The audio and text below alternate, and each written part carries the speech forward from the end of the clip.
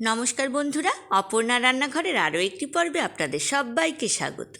কেমন আছেন বন্ধুরা? আশা করি ভালো আছেন। আজ আমি আপনাদের জন্য নিয়ে এসেছি ক্ষীরের পুরভরা রাঙা আলুর মিষ্টি চপের রেসিপি। চলুন দেখে নেওয়া যাক তার জন্য আমি কী কী নিয়ে নিচ্ছি। 4টে বড় সাইজের রাঙা আলু আমি ভালোভাবে ধুয়ে রেখেছি। প্রেশার কুকারে 1/2 কফি মগ জল দিয়ে দিলাম। গ্যাসের ফ্লেমটা মিডিয়াম টু হাই রেখেছি। এইবার প্রেশার কুকারের মধ্যে আমি রাঙা আলুগুলো দিয়ে দিলাম। ঢাকনা বন্ধ করে আমি 2 সিটি দিয়ে নেব।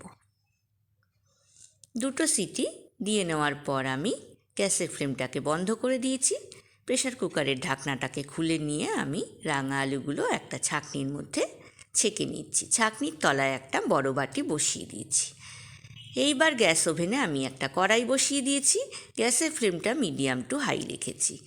কড়াইতে দিয়ে দিলাম 1/2 কফি মগ চিনি আর 1 কফি মগ জল আর 2 এলাচ দানা। খুব ভালোভাবে চিনি আর জলটাকে মিশিয়ে আমি একটা শিরা বানিয়ে নিচ্ছি। এইবার গ্যাস ওভেনে আমি একটা ফ্রাইং প্যান বসিয়ে দিলাম। গ্যাসের ফ্লেমটা মিডিয়াম টু হাই রেখেছি। 1 কফি মগ দুধ দিয়ে দুধটাকে কিন্তু আমি ঘন করে নেব। এদিকে রাঙা আলুগুলো ঠান্ডা হয়ে গিয়েছে। আমি এবার একটা পিলার দিয়ে রাঙা আলুর খোসাগুলোকে ছাড়িয়ে নিচ্ছি। রাঙা আলুগুলো প্রেশার কুকারে সেদ্ধ করার সময় খেয়াল রাখতে হবে যাতে গলে না যায়। সেজন্য কিন্তু জলের ব্যবহারটা ভীষণ ইম্পর্ট্যান্ট। আবার যেন শক্ত না থেকে যায়, তাহলে কিন্তু মাখা যাবে না। এমনভাবে সেদ্ধ করতে হবে যাতে পিলার দিয়ে খোসা ছাড়ানোর সময় অনায়াসেই খোসাগুলো উঠে আসে। বন্ধুরা, যারা এখনও আমার চ্যানেলটিকে সাবস্ক্রাইব করেননি তারা প্লিজ আমার চ্যানেলটিকে সাবস্ক্রাইব করুন, লাইক করুন আর অনেক শেয়ার করুন। এইভাবে আমি সবগুলো রাঙা আলুর খোসা ছাড়িয়ে নিয়েছি। এইবার একটা গ্রেটারের মধ্যে আমি রাঙা আলুগুলোকে গ্রেট করে নিচ্ছি। আপনারা ইচ্ছা করলে কিন্তু হাত দিয়েও মেখে নিতে পারেন, তবে গ্রেটারে গ্রেট করলে এর ভেতরে কিন্তু কোনো লাম্পস বা দানা থাকবে না।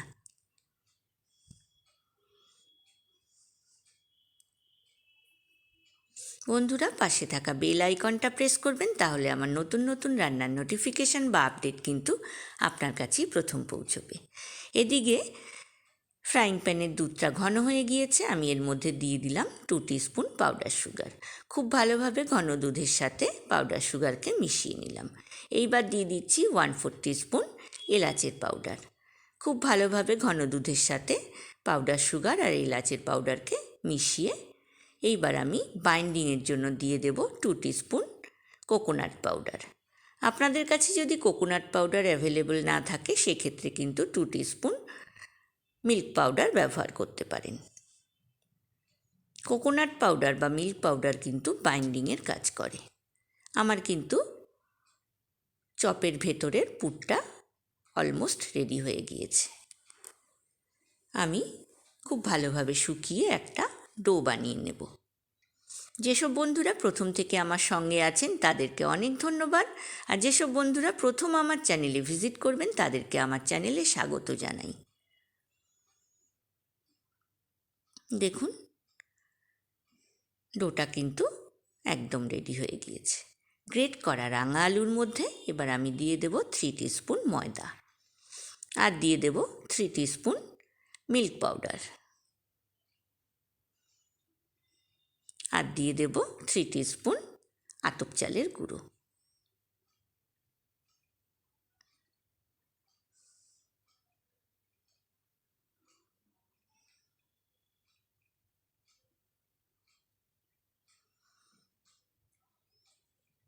এই মাপটাও কিন্তু ভীষণ জরুরি। 4টে রাঙা আলুর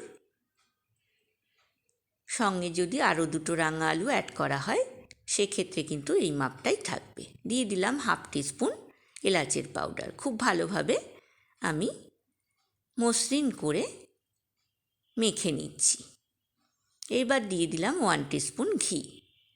যেভাবে রুটি, লুচি, পরোটার আটা বা ময়দা মাখা হয় সেভাবে আমি গ্রেট করা রাঙা আলুর সাথে ময়দা, মিল্ক পাউডার,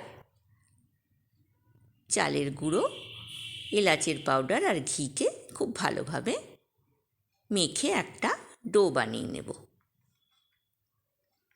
ডোটা কিন্তু স্মুথ ডো হবে।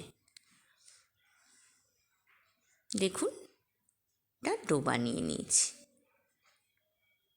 এইবার ডোয়ের ওপরে দিয়ে দিলাম আমি 1 টিস্পুন সাদা তেল।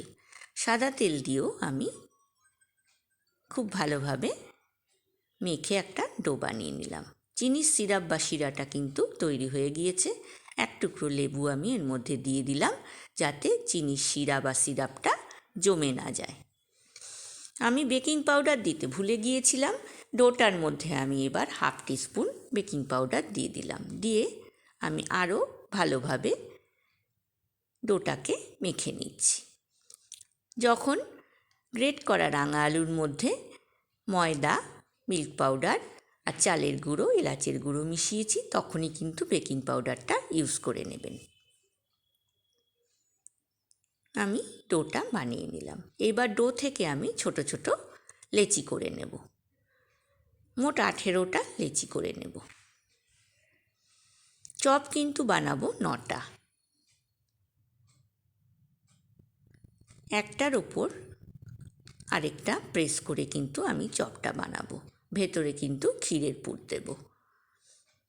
ক্ষীরের পুরটা আমার রেডি হয়ে গিয়েছে। এবার আমি লেচিগুলোকে কেটে সাজিয়ে নিচ্ছি। এইবার হাতের তালুতে ঘি লাগিয়ে প্রত্যেকটা লেচিকে রাউন্ড শেপ দিয়ে নিচ্ছি। বন্ধুরা, রেসিপিটা কেমন লাগলো অবশ্যই কিন্তু কমেন্ট সেকশানে কমেন্টস করে জানাবেন। আশা করি আপনাদের ভালো লাগবে। মোট 18টা লেচি আমি বানিয়ে নিয়েছি। এইবার ক্ষীরের যে ডোটা বানিয়েছিলাম তার থেকে আমি 9টা বল বানিয়ে নেব। 9টা লেচি কেটে 9টা বল বানিয়ে নিচ্ছি। রাঙা আলুর রসবড়া, রাঙা আলুর পুলি পিঠে, রাঙা আলুর পান্তুয়া কিন্তু আমরা খেয়ে থাকি। তবে রাঙা আলুর ক্ষীরের পুর দেওয়া মিষ্টি চপ আপনারা বাড়িতে বানান। আপনাদের কেমন লাগলো সেটা আমাকে অবশ্যই কিন্তু কমেন্ট সেকশানে কমেন্টস করে জানাবেন। এইবার হাতে ঘি লাগিয়ে এক একটা লেচি নিয়ে আমি চ্যাপ্টা শেপ দিয়ে নিচ্ছি। এর ভেতরে এক একটা ক্ষীরের বল দিয়ে আবারও একটা হাতে প্রেস করে একটা চ্যাপ্টা শেপ দিয়ে ক্ষীরের বলের ওপরে ভালোভাবে প্রেস করে দিচ্ছি। চারধারটা ভালোভাবে মুড়ে দিচ্ছি, যাতে কোনোভাবেই ভেতর থেকে ক্ষীরের বলটা বেরিয়ে না আসে। দেখুন, আমি চপের শেপ দিয়ে নিলাম। একদম নতুন রেসিপি, আপনারা বাড়িতে ট্রাই করুন আর আমাকে কমেন্ট সেকশানে জানান। আপনাদের কোনো কিছু জিজ্ঞাসা থাকলে আমাকে জিজ্ঞেস করতে পারেন, আমি কিন্তু উত্তর দেব। আবারও একটা চ্যাপ্টা শেপ দিয়ে তার ভেতরে ক্ষীরের পুর দিয়ে আমি ওপর থেকে আবারও একটা চ্যাপ্টা শেপ ভালোভাবে ক্ষীরের পুরের ওপর প্রেস করে চারধারটা ভালোভাবে মুড়ে দিচ্ছি, যাতে কোনোভাবেই ক্ষীরের পুরটা বাইরে বেরিয়ে না আসে। ভালো করে না মুড়ে দিলে কিন্তু তেলে দিলে ছেড়ে যেতে পারে। দেখুন, মোট 9টা চপ আমি গড়ে নিয়েছি। কড়াইতে আমি আগে থেকে বেশ খানিকটা তেল দিয়ে হাই ফ্লেমে গরম করে রেখেছি। এইবার মিডিয়াম টু হাই ফ্লেমে এক একটা করে চপ আমি কড়াইয়ের মধ্যে দিয়ে দিচ্ছি। 2 পিঠ লাল করে ভেজে তুলে নেব। চিনির সিরাপটা কিন্তু ঠান্ডা হতে দিয়েছি, চপটাও কিন্তু আমি ঠান্ডা হতে দেব। দুটো ঠান্ডা হওয়ার পর তবেই কিন্তু আমি শিরার মধ্যে বা সিরাপের মধ্যে চপটা দেব, তা না হলে কিন্তু ছেড়ে যেতে পারে। গরম চপ বা গরম শিরার মধ্যে কিন্তু কখনোই দেবেন না। চপটাও ঠান্ডা করে নেবেন আর শিরাটাও ঠান্ডা করে নেবেন। এইভাবে আমি সবগুলো চপকে 2 পিঠ লাল করে ভেজে তুলে নেব। প্রথমে ঠান্ডা করে নেব, তারপর আমি একে একে চিনির সিরাপের মধ্যে দিয়ে দেব।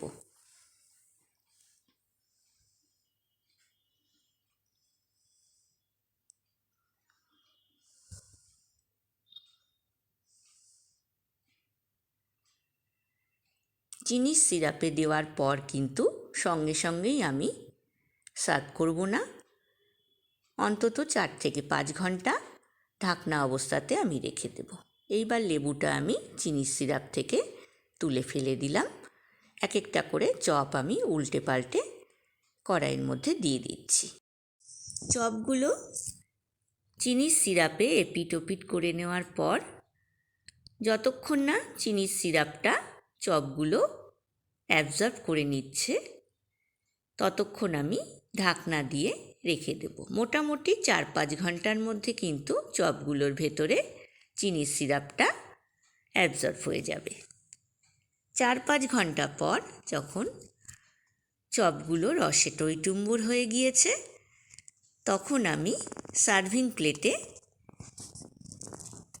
ক্ষীরের পুর দেওয়া রাঙা আলুর মিষ্টি চপ সার্ভ করে দিলাম, ওপরে নারকেল কোড়া দিয়ে। আপনাদের রেসিপিটা কেমন লাগলো অবশ্যই কমেন্ট সেকশানে কমেন্টস করে জানাবেন।